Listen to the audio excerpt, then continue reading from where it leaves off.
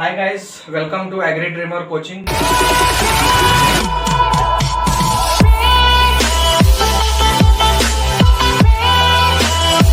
Today we are going to study about the hybridization technique in the plant breeding.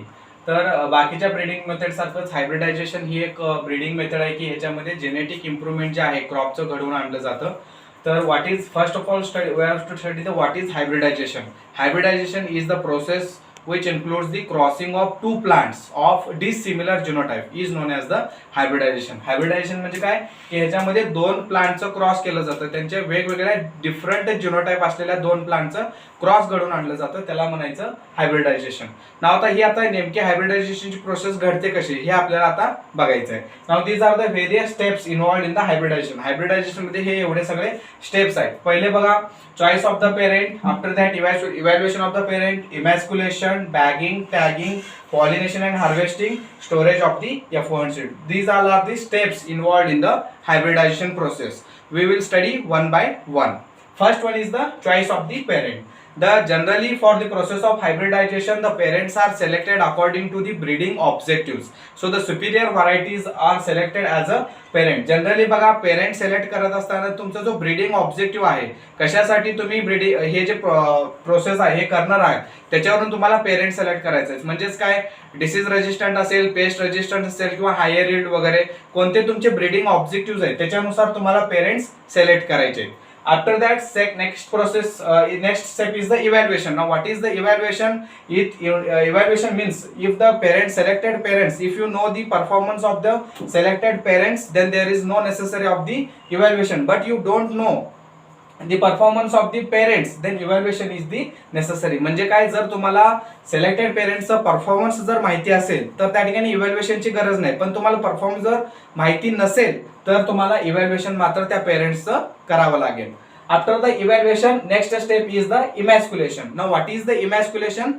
Emasculation means removal of the anthers or killing of the pollen grains without affecting the female reproductive part. म्हणजे बघा इमॅस्क्युलेशन म्हणजे काय, जो male part असतो, जे mail पार्टचे जे pollen grains असतात किंवा स्टेमन आहे त्या स्टेमनला रिमूव्ह करणं. आणि हे रिमूव्ह करत असताना आपण फिमेल रिप्रोडक्टिव्ह पार्टला कोणतंच त्याच्यामध्ये मेकॅनिकल इंजुरी व्हायला द्यायचं नाही, त्याला काय म्हणायचं इमॅस्क्युलेशन.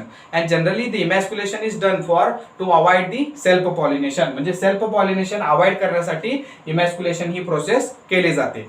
After the emasculation next process is the bagging. What is bagging? आता हे जे इमॅस्क्युलेटेड फ्लावर्स आहेत त्यांचं लगेच बॅगिंग केलं जातं. The emasculated flowers are immediately there bagging is done because of entry of the foreign pollens. म्हणजे काय, त्या ठिकाणी फॉरेन पोलन्स एंट्री होऊन त्या ठिकाणी क्रॉस पॉलिनेशन होऊ शकतं. त्यामुळं इमॅस्क्युलेशन झाल्यानंतर लगेच त्या इमॅस्क्युलेटेड फ्लावरचं बॅगिंग केलं जातं. This is the fourth step. After the bagging next is the tagging.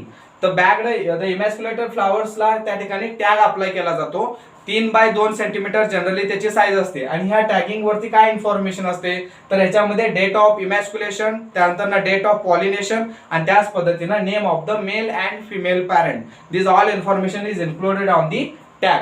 After the tagging, most important step is the pollination. So from the desired plants, the pollens are selected and those pollen grains are fresh pollen grains are dusted on the particular emasculated flower. म्हणजे हा जो तुमचा इमॅस्क्युलेटेड flower आहे म्हणजे त्याच्यामधून तुम्ही stamens separate केलेले आहेत, फक्त त्याच्यामध्ये फिमेल पार्ट आहे आणि त्या इमॅस्क्युलेटेड फ्लावर वरती काय करणार तुम्ही, जे फ्रेश पोलन ग्रेन्स आहेत मेल पेरेंटचे ते पोलन ग्रेन्स तुम्ही डिपॉझिट करणार आहेत.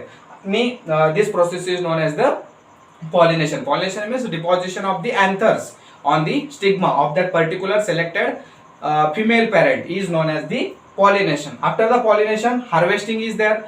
Harvesting is also the important step. The seeds are harvested and the grains are separated from that harvesting material, and finally the storage of the F1 seed is done. So in the storage, it should be protected from the storage pests. So these are all the steps included in the hybridization technique. Hybridization, these are the choice of the parent, evaluation, emasculation, bagging, tagging, pollination and harvesting, and storage of the F1 seed. And whatever maybe this F1 is developed, it is the hybrid of that selected two parents, and it should have both the characters of that selected two different genotypes, two different flowers, two different plants of their different genotypes. So this is all about the hybridization techniques.